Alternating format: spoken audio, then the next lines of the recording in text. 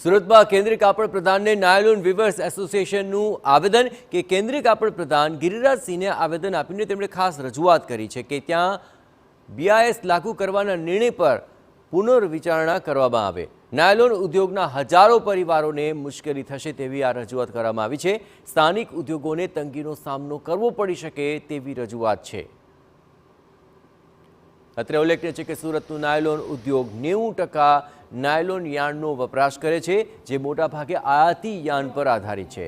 ત્યારે બીઆઈએસ લાગુ થવાથી આયાત પર રોક લાગશે અને સ્થાનિક ઉદ્યોગોને તંગીનો સામનો કરવો પડી શકે છે।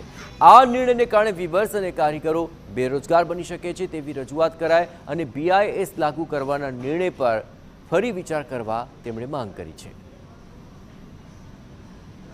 જે ઇમ્પોર્ટ યાન થાય છે તો બીઆઈએસ લાગવાથી બહારથી જે આયાત થતું યાન છે તે અટકી જશે। એ અટકી જશે તો અહીંયાની જે નાયલોન વીવર્સ જે વીવિંગ ઇન્ડસ્ટ્રીઝ છે તેની પર ખૂબ મોટી અસર પડશે।